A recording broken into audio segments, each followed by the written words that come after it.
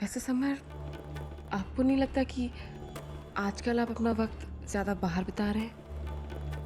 Kaveri, business बढ़ाने का सोचा है तो फिर भागम दौड़ी तो करनी पड़ेगी ना, वरना क्या शौक है मुझे अपनी सुंदर सी बीवी को छोड़कर बाहर घूमता फिरूं। तुम बहुत खुश नसीब हो कावेरी, जो तुम्हें मेरा भाई मिला है।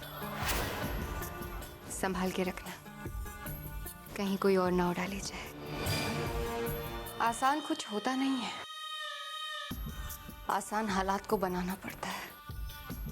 अब सोचना यह है कि इस घर की एकता की दीवार को कैसे गिराया जाए।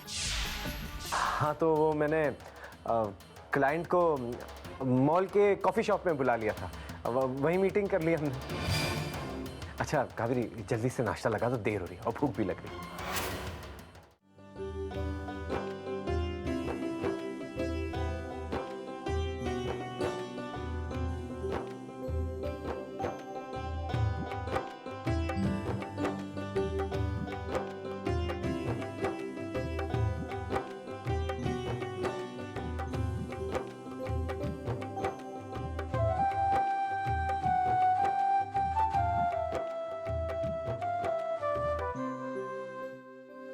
पूजा तो हो गई।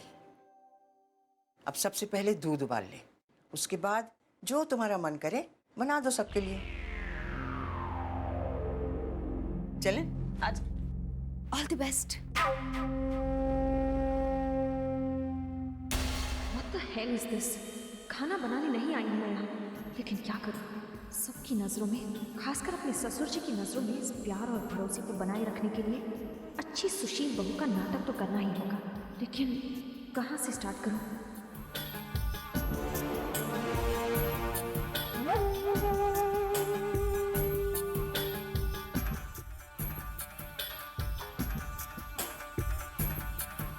क्या हुआ, तुम आ गए? पता नहीं किस मुसीबत में फंसा दिया इन लोगों ने मुझे। अरे इसीलिए तो मैं आया हूँ। अब जल्दी से बताओ कौन कौन सी डिशेस सर्व करना चाहोगे? मैं किसी अच्छे रेस्टोरेंट से सब कुछ ऑर्डर कर देता हूँ। दाल बाटी जरूर लाना, और हाँ, और दाल ना हींग के तड़के वाली होनी चाहिए। ठीक है, हींग की तड़के वाली दाल। और गट्टे की सब्जी, मटर पनीर और खीर जरूर लाना। तुम ऐसा करो, तब तक यहाँ पर टाइम पास करो। जैसे ही खाना आ जाएगा मैं इस विंडो से तुम्हें दे दूंगा। ओके? Parcel sir.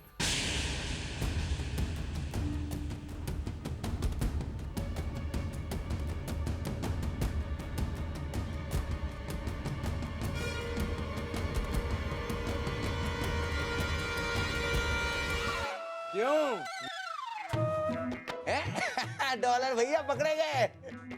कवर सा ऐसा नहीं है कि मुझे खाना बनाना नहीं आता, वो सलोनी और तारा भाभी सा जैसा नहीं आता। वो क्या है ना कि कलिका नहीं चाहती थी कि पहले दिन ही सबके सामने इंप्रेशन खराब हो जाए, इसलिए हमने सोचा कि वैसे दीदी, हींग के बजाय अगर लहसुन के तड़के वाली दाल मंगाती तो ज्यादा मजा आता। नहीं सलोनी, बैठे बिठाए जो खाने को मिल रहा है खा लो, नई बहू को कुछ बोलना नहीं चाहिए। क्यों तुम दोनों मेरी नई बहू को तंग कर रही हो? देखो कलिका बेटी, हमारे घर में ऐसा कोई चलन नहीं है कि रीति रिवाज के नाम पे नई बहू की परीक्षा ली जाए। अरे संकोच की तो कोई बात ही नहीं थी बेटे। खाना नहीं पकाना तो ना सही। हाँ कलिका, ये सब घर के काम तुम रहने दो, तुम्हें बहुत बड़े बड़े काम करने हैं। अरे हाँ भाई, बहुत बड़े बड़े काम करने हैं। अब जैसे कि शहर के कौन से रेस्टोरेंट में कौन सी चीज अच्छी बनती है, इस पे रिसर्च करना भी तो बहुत बड़ा काम है ना, है कि नहीं है?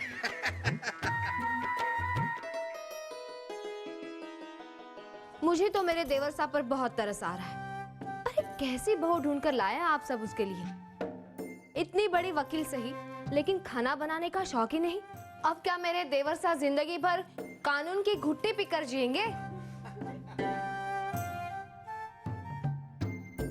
कलिका, 10 पकवान बनाने की भी कोई जरूरत नहीं। नई बहू का हाथ अन्न को लग जाए ना, उसी से रस्म पूरी हो जाती है। और तारा, तू कलिका का हाथ बढ़ा दे। जी पापा। चल सलोनी। हाँ।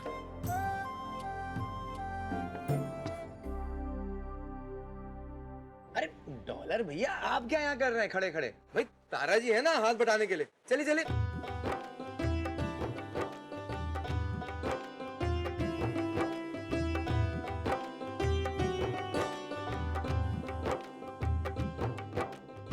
सॉरी भाभी साहब, मेरी वजह से आपको तकलीफ उठानी पड़ रही है। इसमें तकलीफ की क्या बात है? आफ्टर ऑल आप इस घर की बड़ी बहू हैं। हाँ, सलोनी की बात अलग है। मेरी जेठानी हुई तो क्या हुआ, उम्र में तो छोटी है मुझसे। अगर वो मदद करती तो बुरा नहीं लगता मुझे, पर क्या करे बेचारी, प्रेगनेंसी में आराम करना भी तो ज़रूरी है, वरना मैं आपको यहाँ काम बिल्कुल नहीं करने देती। सलोनी का बस चले तो मुझे कोई भी काम ना करने दे। मैं और भाभा तो उसे डांट डांट कर काम करने से रोकते हैं, लेकिन वो बाज नहीं आती, जब भी मौका मिलता है काम करने लगती है। जबकि डॉक्टर ने कहा है कि प्रेगनेंसी के वक्त उसे कोई भी काम नहीं करना चाहिए, कंप्लीट बेड रेस्ट लेनी चाहिए। वो मानती कहाँ है लेकिन।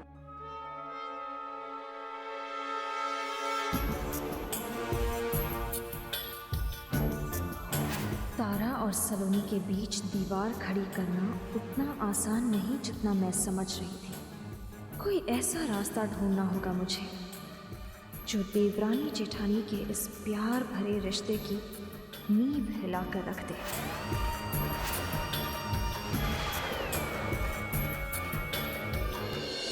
राकेशा के पास बैठेंगे हम। सलोनी, अद्वितीय को संभालना, वो जरा माली से ना मैं थोड़े और पौधे लगाऊंगी। बाहर बारिश हो रही है ना, इसको लेके नहीं जा सकती। ठीक है भाभी साहब, आप जाइए।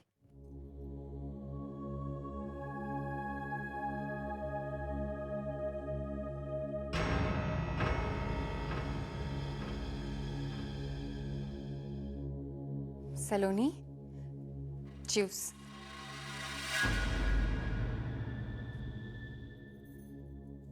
थैंक यू दीदी।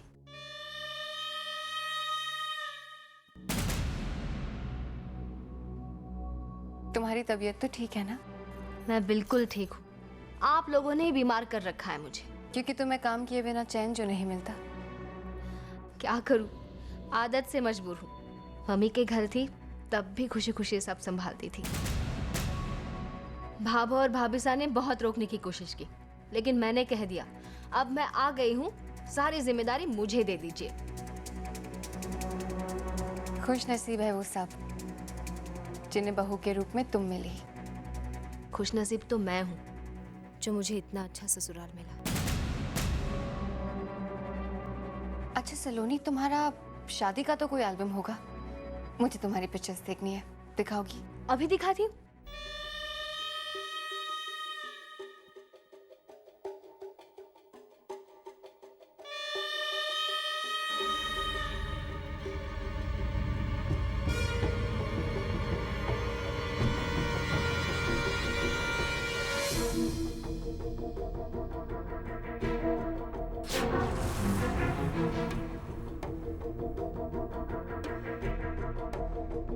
ये देखिए दीदी,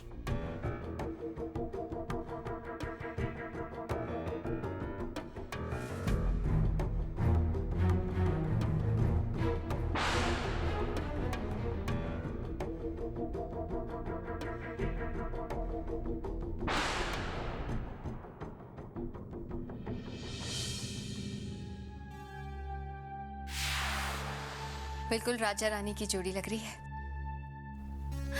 बहुत अलग लग रहे थे ना।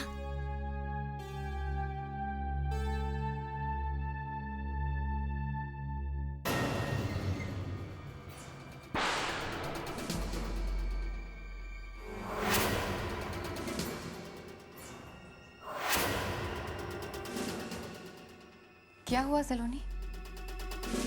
पता नहीं, चक्कर सा आ गया। तो तुम बैठे क्यों हो? लेट जाओ, आराम करो। अद्वितीय को मैं ले जाती हूँ। नहीं नहीं, मैं तो उसका ख्याल लेटे लेटे भी रख सकती हूँ।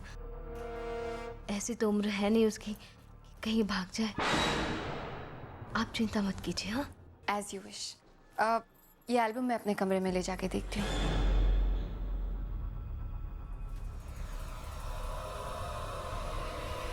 आप अपना और अद्वितीय का ख्याल रखना।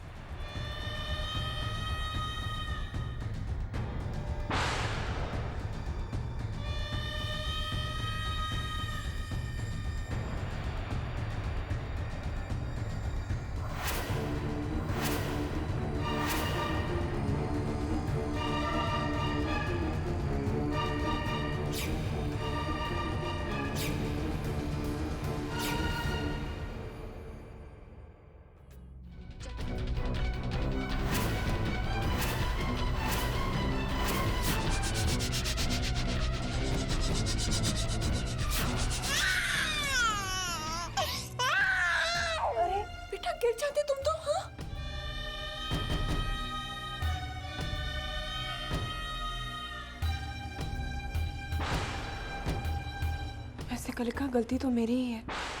सलोनी बच्चे को संभाले या खुद को। और मुझे देखो, अभी गुस्से में मैं उसको चिल्लाने वाली थी।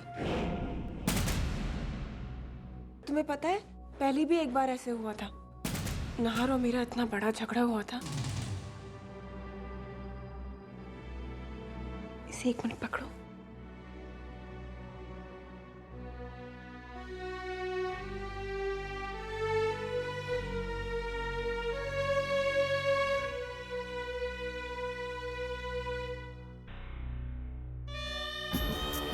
नो कलिका, नो। इस तरह बात नहीं बनेगी। बच्चे के लिए तारा जितनी पोसेसिव है, उतनी ही परवाह उसे सलोनी की भी है। कुछ और सोचना पड़ेगा। क्या सोचे? तुम ही बताओ कलिका। कोई ऐसा प्लान होना चाहिए जिसके सक्सेसफुल होने की पूरी गारंटी हो। मैंने तो हर तरह से कोशिश करके देख ली, लेकिन कोई फायदा नहीं हुआ। जब भी मैं डैड से नाहर और ब्रजेश के अगेंस्ट कोई बात करने की कोशिश करता हूं, तो वो तो सुनने से इनकार कर देते हैं। अपने भतीजों के प्यार में अंधे हो गए हैं डैड। क्या करूं मैं? कुछ समझ में नहीं आता। अब तो मुझे ऐसा लगने लगा है कलिका कि हमारे सारे प्लान्स एक एक करके फेल हो जाएंगे। ऐसा मत कहो क्षितिज। मैं तुम्हारी तरह इतनी जल्दी हार नहीं मानने वाली। जब तक मेरा मकसद पूरा नहीं हो जाता, मैं चैन की सांस भी नहीं ले सकती। तो फिर तुम ही बताओ कि हमें क्या करना चाहिए।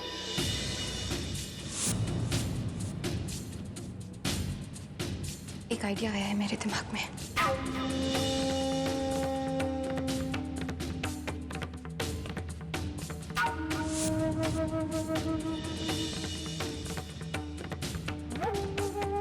That's a brilliant idea. अब हमारा मिशन पूरा होने से हमें कोई नहीं रोक सकता। आइडिया तो मैंने तुम्हें दे दिया है। अब इसके आगे हर चीज तुम पे डिपेंड करती है। जितना जल्दी हो उतना अच्छा है, क्योंकि मैं अपना बदला लेने के लिए अब और इंतजार नहीं कर सकती। चलो भाई, जल्दी जल्दी हाथ चलाओ, जल्दी।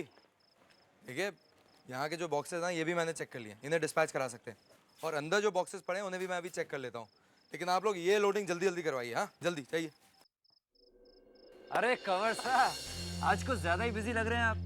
जी डॉलर भैया, वो क्या है कि इन दवाइयों की डिलीवरी करवानी, इसलिए। यार जल्दी काम खत्म हो जाए तो मुझे भी जाना है। मालूम है, पास में ही नया पब खुला हुआ है। एक से एक बढ़ के लड़कियां आती हैं। यार इस उम्र में ऐसे नहीं करेंगे तो क्या बुढ़ापे में ऐसे करेंगे? अरे क्या बातें हो रही हैं? चुपचाप काम पे ध्यान दो। काम तो दिन भर चलता ही रहता है धीर साहब, और वैसे भी आप फिक्र क्यों करते हैं? हम काम खत्म होने के बाद ही जाएंगे। मैं तो आपसे भी कह रहा हूँ, आप भी हमारे साथ एक बार पब चलिए। पब क्या चीज है? स्वर्ग है, स्वर्ग। और मैं तो कह रहा हूँ, कल से आप भी हमारी तरह घड़ी देखनी शुरू कर देंगे। अरे बकवास बंद करो और जल्दी जल्दी हाथ चलाओ, काम करो अपना। इतना सारा काम पड़ा हुआ है, बताइए। वैसे कंवर साहब, आप सुबह से मेहनत कर रहे हैं। अगर आप चाहें तो थोड़ा ब्रेक ले सकते हैं। अरे लेकिन डॉलर भैया, वो क्या है कि इतनी सारी डिलीवरी अभी करवानी है और कई बॉक्सेस तो चेक भी करने हैं। कहीं कोई गलती हो गई तो मेरी खैर नहीं। कंवर साहब, आप हमारे परिवार के दामाद हैं, कोई गुलाम थोड़ी ना। और फिर इतनी मेहनत करने के बाद आदमी थोड़ा आराम तो कर ही सकता है ना। अच्छा कंवर साहब, मैं चलता हूँ, मुझे बहुत जरूरी काम है। ठीक है, बाय। सुनो, इधर आओ।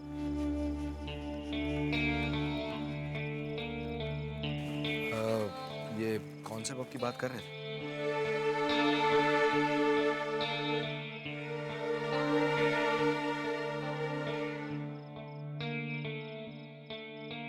बड़े दिन हो गए, एक राउंड मार के आता हूँ, देखें तो क्या नया है।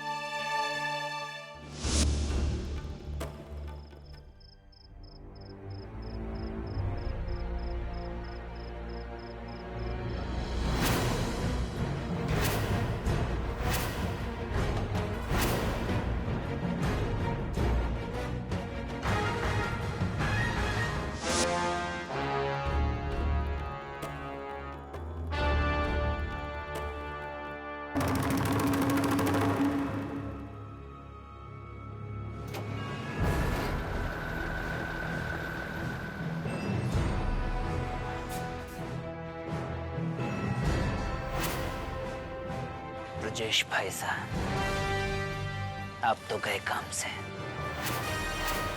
अब आप देखिएगा मेरी ये नकली दवाइयां कैसे आपके खानदान के नाम पर 4 चांद लगाती हैं।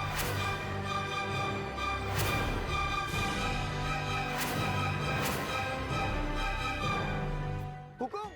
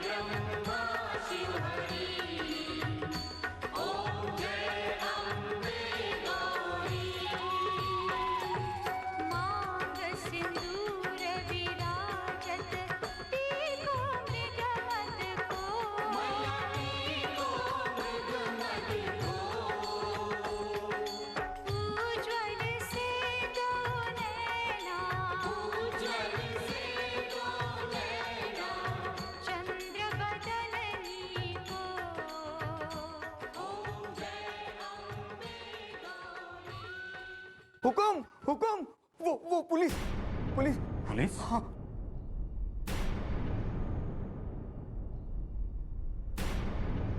अरे तो इसमें घबराने वाली क्या बात है भाई?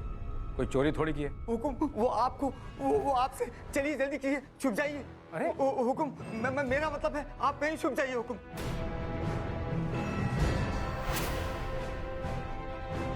की हालत तो देखो।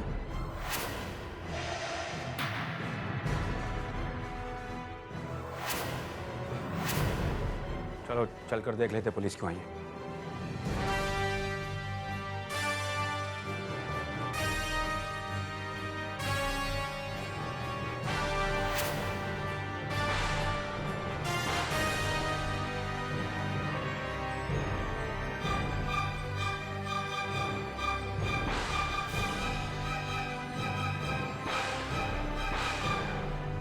गुड मॉर्निंग इंस्पेक्टर साहब, आज आप यहाँ कैसे?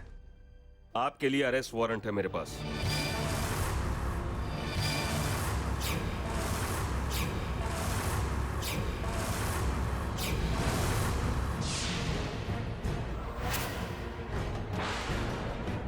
होश तो ठिकाने पे है आपका, और अब भाई साहब को किस जुर्म में गिरफ्तार करने आए? जुर्म तो बहुत संगीन है। पैसों के लालच में नकली दवाइयां बाजार में बेचकर गरीबों की जिंदगी के साथ खेलने का जुर्म किया इन्होंने।